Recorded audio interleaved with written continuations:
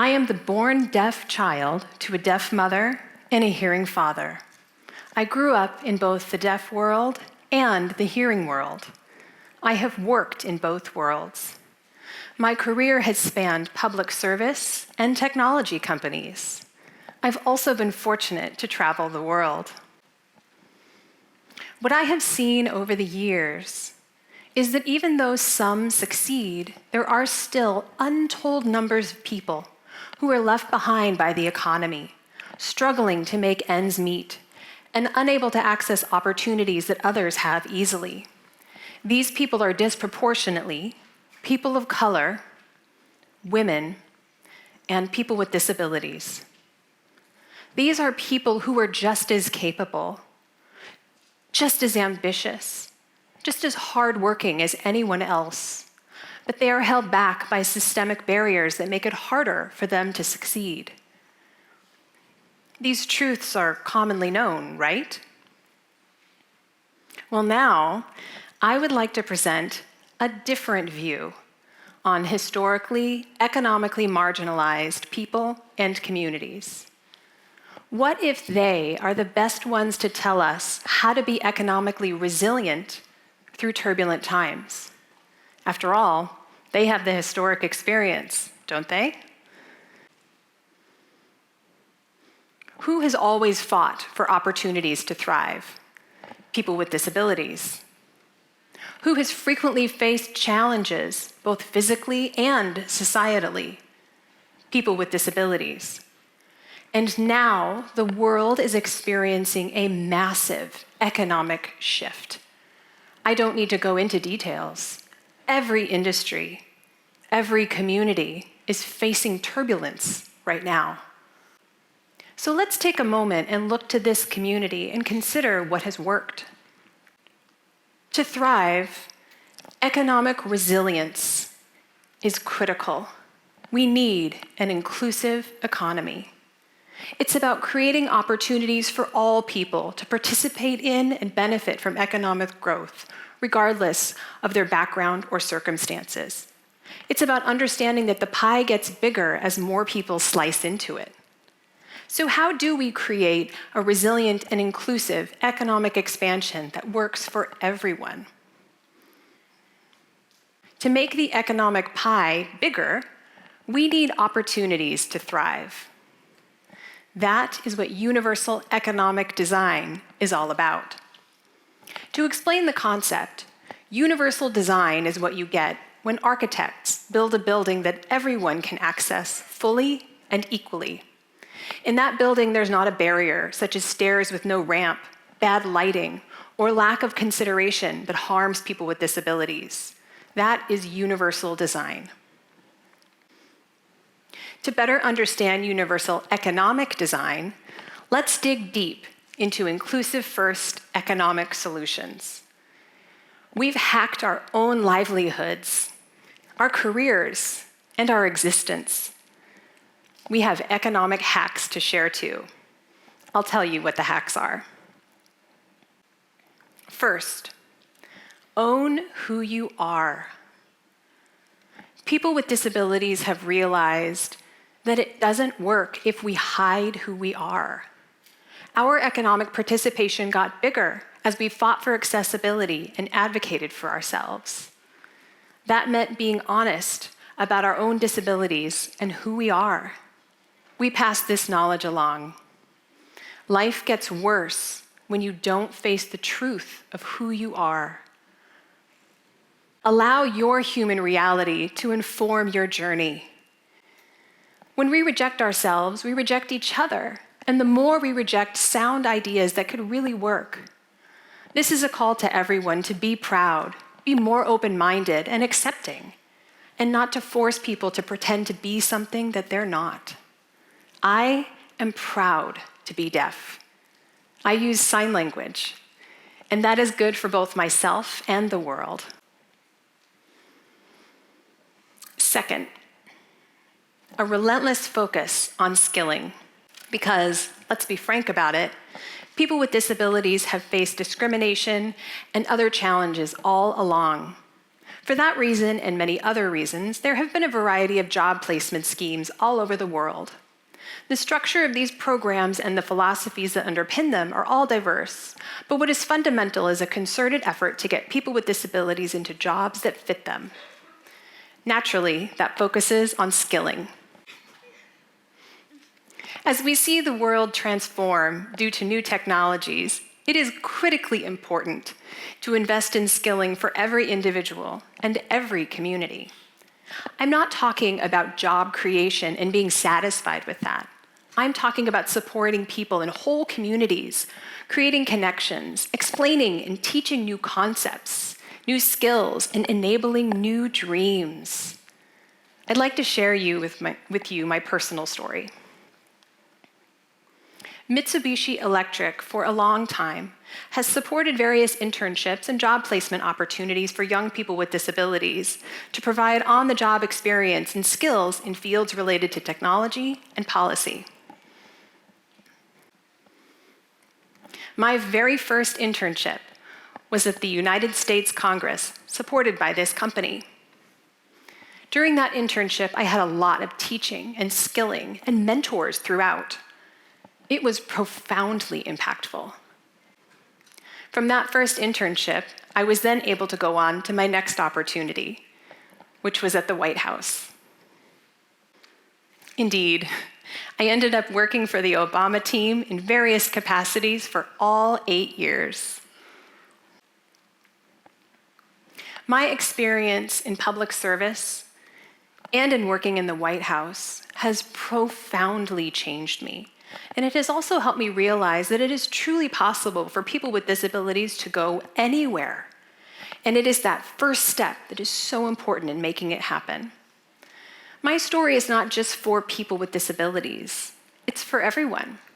This is why skilling and job pipeline programs are critically important for the economy of the future. Third, focus on flexibility. People with disabilities have always argued for more flexibility in regards to how they approach work and life. This has been met with skepticism, but when the pandemic happened, everyone was forced to shift to remote working. And now we are seeing a whole new transformation in regards to how we all approach flexibility in our work and our lives. This is exactly what people with disabilities have always argued for. Proof that what is good for people with disabilities is good for everyone. Indeed, the employment of people with disabilities has gone up since 2020. The latest labor statistics report from the United States shows that the share of Americans with disabilities who are employed has increased 21.3% since 2020. Fourth, technology is adaptation. People with disabilities have always made use of technology. The first wheelchair is an innovation. Ramps, which people with disabilities have advocated for, are now used and appreciated by children and the elderly who find them more convenient. Captions are useful to non-native speakers who are trying to learn the local language. And when deaf people specifically argued for more video communications technology, that spoke to our unique perspective. And who here has not had to rely on video conferencing for an important business meeting? We know this inherently. In many ways, technology helps us to adapt and match the reality of a world that is constantly changing. When we take the reins of technology, we are more empowered and independent. The same is true for everyone. Fifth, make everywhere accessible and inclusive. Globally, we continue to face significant barriers, but we do have money and we do spend it. There's this report called the Return on Disability that shows that the disability market is approximately 1.85 billion people. That's a larger market than China, and it's still growing. Surveyors also consider the friends and family of people with disabilities, which adds an additional 3.4 billion potential consumers. In total, these groups have about $13 trillion in annual disposable income. If your spaces, your businesses, your platforms are not accessible, you are missing out, period. You won't have that money because we're not spending at your place of barriers. Worse than missing out on the money, you're missing out on the innovation as a byproduct of inclusion. You're missing out on the exchange of human moments where the purest of innovation happens. Naturally, we recognize the systemic barriers that hold people back: discrimination, lack of access to education and training, and lack of access to capital. Beyond just buildings, the whole system needs to be accessible. When there are less and less barriers and more concerted efforts to connect people, this can mean only one thing.